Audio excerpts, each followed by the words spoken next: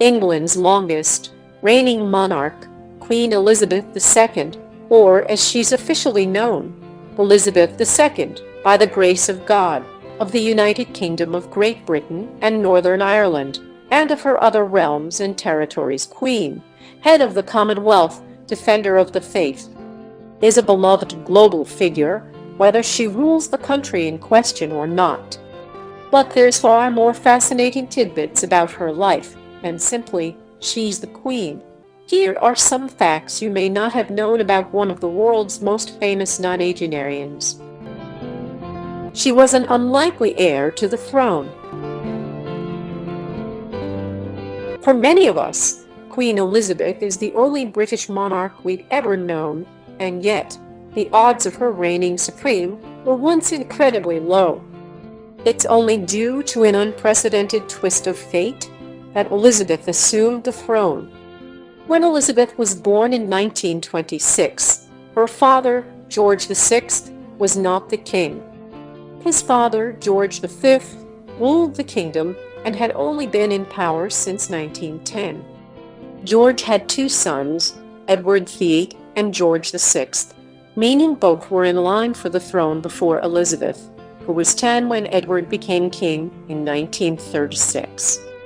Shockingly, after less than a year as king, Edward abdicated the throne, becoming the first monarch in history to voluntarily do so. According to People, he fell in love with and wed an American woman named Wallis Simpson, but the royal family was unwilling to accept such a break from tradition. Rather than leave his beloved, Edward left the monarchy. This meant George VI became king far sooner than expected, and he reigned until his death in 1952. He never had a son, so his eldest daughter, 25-year-old Elizabeth, became the queen we've grown to know and love. She was a Sea Ranger. In addition to the military then, Princess Elizabeth also served with the Scouts. According to the official diary of events in the early life of the Queen, Elizabeth joined the Girl Guides, the British version of Girl Scouts, at age 11, and when she turned 16, she became one of the Sea Ranger, Senior Scout Guides with a strong naval interest. As a Sea Ranger, Princess Elizabeth aided England during World War II and proved able enough that in 1945 she was promoted to Sea Ranger Commodore. She trained to be a mechanic while still a princess. Before becoming queen, Elizabeth cut her teeth as a princess, but she wasn't one to just sit around and be royal. She got down and dirty. As a 16-year-old in 1942, she decided to join the military. Her father, the king, reportedly wasn't thrilled with that idea at first, but eventually relented and allowed her to join the Auxiliary Territorial Service. According to Mashable, she trained as a mechanic, learning how to change tires, rebuild engines, drive various trucks, including ambulances, and much more. Elizabeth reportedly proved good at the job. Within 5 months of signing up, she was promoted to honorary junior commander. Though she certainly mixed it up with the commoners, Junior Commander Elizabeth still enjoyed a perk or two. While other service members bunked on base, she returned to Windsor Castle each night. Her husband is her cousin. As weird as it might seem on its face, the Queen and her longtime husband, Prince Philip, are related. Fear not. They aren't first cousins, but they are closely connected. Expedia reportedly mapped out the royal family tree in 2017, and according to the Business Insider, it shows that Prince Philip and Queen Elizabeth are third cousins, connected directly to Queen Victoria, who assumed the throne in 1837. Elizabeth is related to Victoria as her paternal great-great-granddaughter. Philip is Victoria's great-grandson on his father's side, making them adherents to a tradition that hasn't been practiced much in recent times. In the past, royals were expected to marry royals, and sometimes that meant keeping it in the family. The traditions of the monarchy have softened over time, as is evidenced by Prince William marrying commoner Kate Middleton. Regardless, Elizabeth and Philip seem satisfied with their union, which has spanned an inspiring 7 decades. She's only been to America 5 times. The Queen of England is under no obligation to visit other countries with any regularity, but it's still surprising that over the course of some 60 years on the throne, Elizabeth II has only officially visited the United States of America 5 times. According to the Huffington Post, Queen Elizabeth's father, King George VI, was the first British monarch to set foot in the States in 1939. After she took the throne, Elizabeth made her first official U.S. visit in 1957 to meet with President Dwight Eisenhower. She steered clear in the 60s, but met President Gerald Ford on U.S. soil in 1976. She reappeared in 1991 at a Baltimore Orioles baseball game, taking in America's pastime with President George H.W. Bush and meeting legendary player Cal Ripken Jr.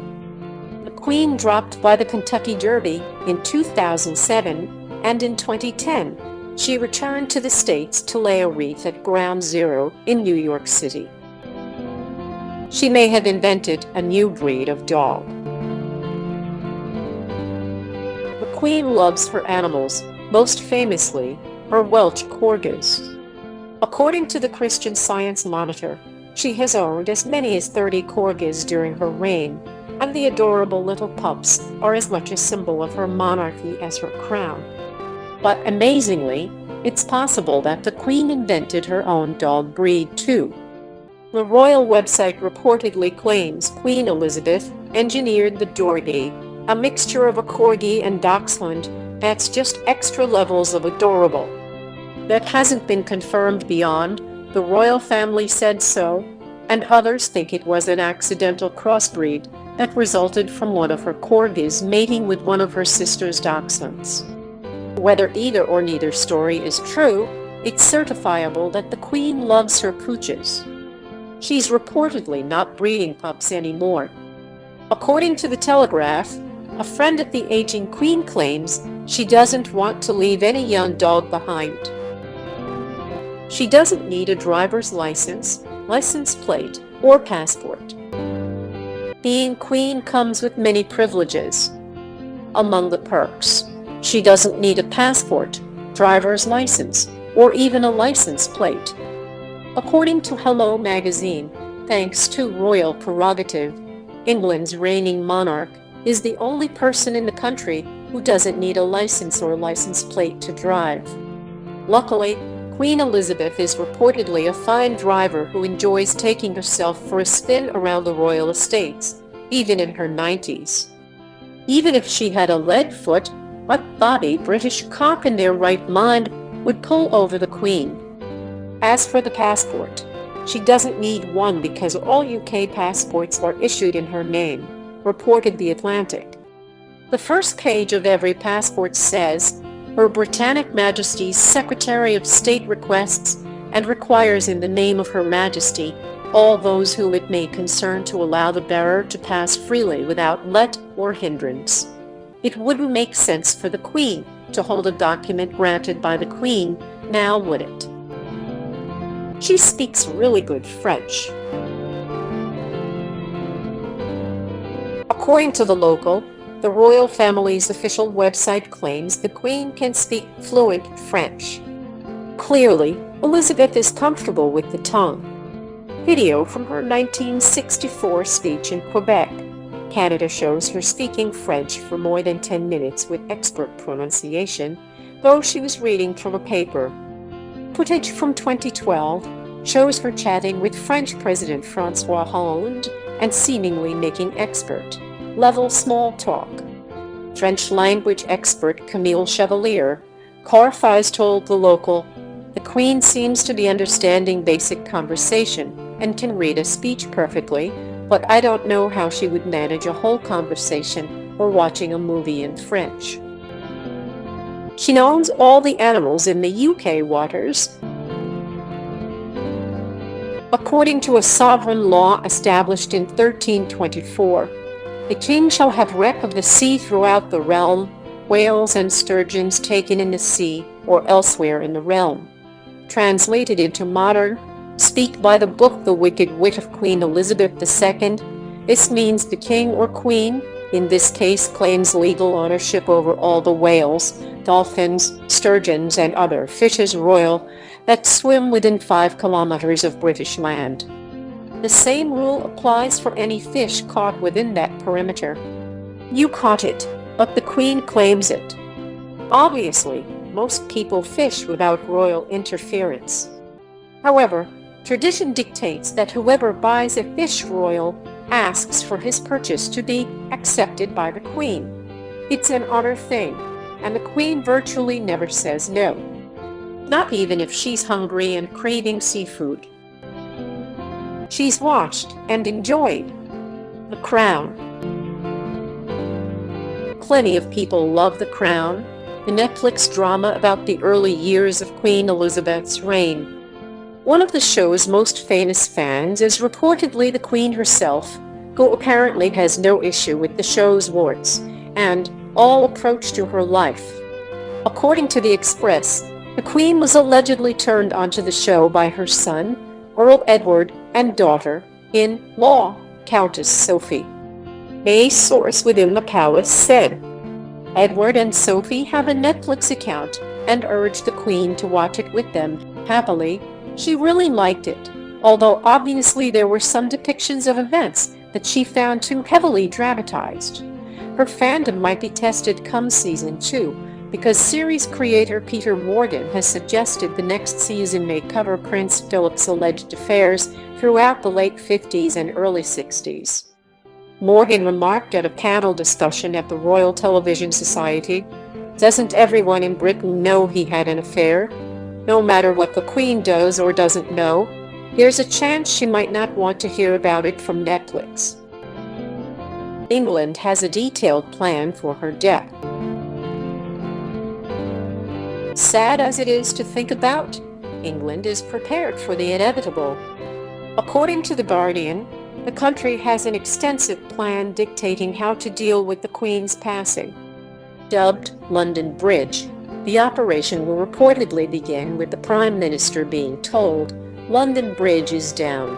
From there, other nations in her empire will receive word over secure lines, and government officials from various countries will don black armbands. As for the public, a mourner will pin a black notice to the door of Buckingham Palace, and the royal family's website will display but a single page, the same notice on a black background. Radios across England will begin playing somber, inoffensive music. As BBC radio producer Chris Price told the Huffington Post, "If you ever hear Haunted Dance Hall by Sailors of Paradise on daytime Radio 1, turn the TV on. Something terrible has just happened." As for Charles, he will become King Charles III the day after Elizabeth's death. According to The Guardian, his coronation and first official duties have already been mapped out, almost to the minute, to ensure the transition of power goes as smoothly as possible. Don't stop.